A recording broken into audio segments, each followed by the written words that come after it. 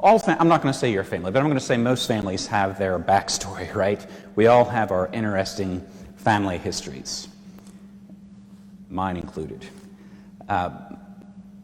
So my maternal grandmother and maternal grandfather divorced long before I was alive.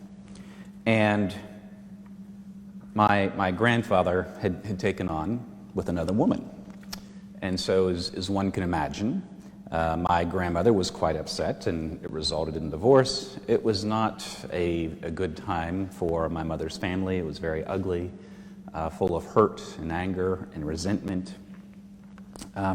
So fast forward from that before my birth, and I met my spouse, rather. I met her and started dating my wife in college.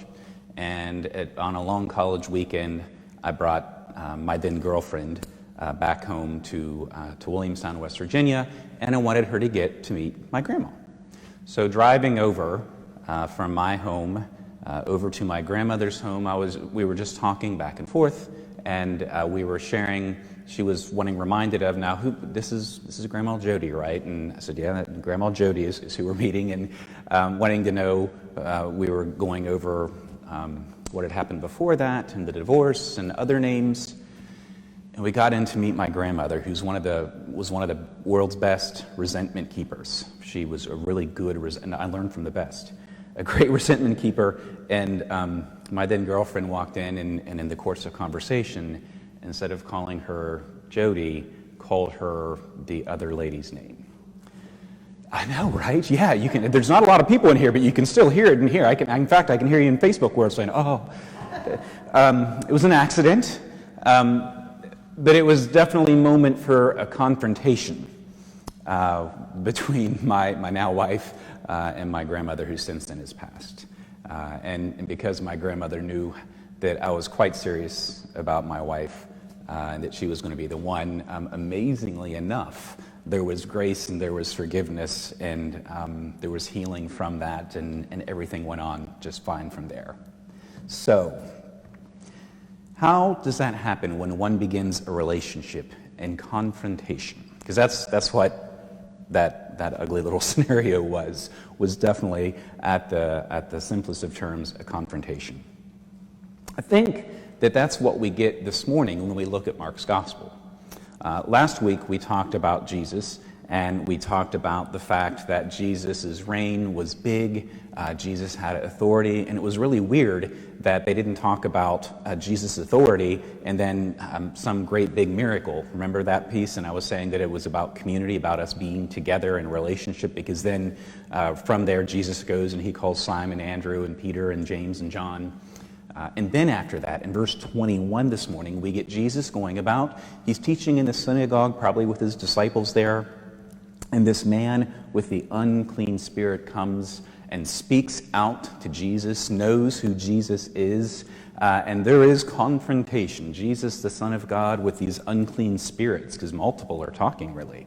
And they are together there in the synagogue, and Jesus hits it head on. He doesn't try and placate. He doesn't say, let's talk about this at coffee hour.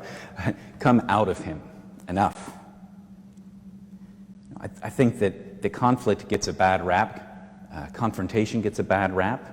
Confrontation just for confrontation's sake. I don't get that. I know that some of us enjoy confrontation, and it certainly isn't one of my favorite pastimes, especially if it's just because I want to be difficult.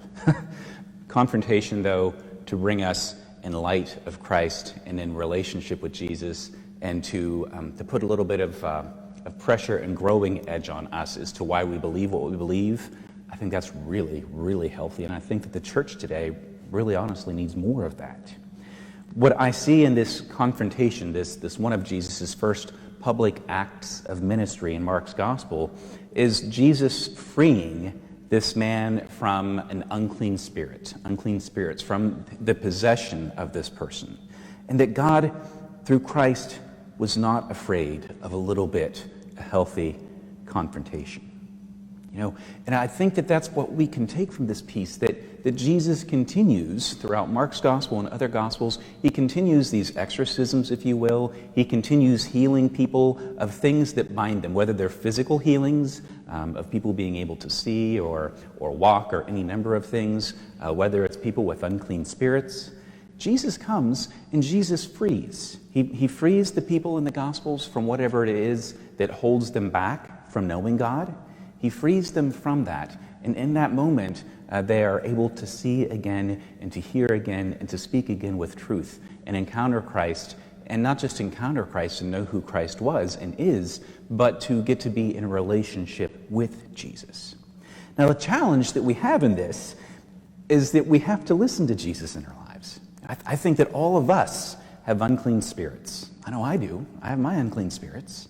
We are all, at one point in our lives, at least one point, possessed by something. What is it? Our pocketbooks? Is it our well-being? Is it any of the addictions, drugs, alcohol, any number of things? Is it shopping? There are all sorts of things that one can lean into the unclean spirits of those too much and can lose one's freedom. In order to have Jesus engage us in our lives, though, with that, we have to be willing to recognize when we're possessed by something. We have to be willing to look at that with open eyes and say, ooh, I don't think that's healthy anymore. At one point, whatever that was kind of working for me, but it's not now.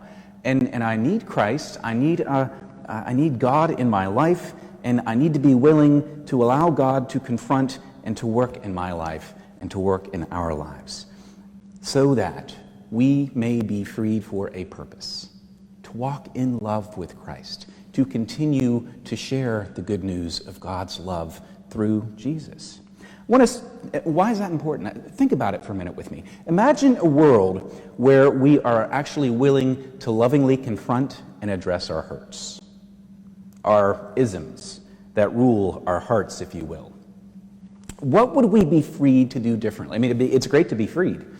For what purpose, though? You know, if we were freed from all the things that hold us back from knowing and from experiencing God's love, if we could be freed from those things, I believe that we would be free to really actually genuinely love ourselves, to be at peace with who we are, and to be at peace with where God is in our lives, as well as then when I'm better able to love and to accept who I am and who God has created to me, then the miraculous thing about that is that I am much better able to love and accept you for who God has created you to be, and to love my neighbors. When we love ourselves, we are better and able, willing to love others.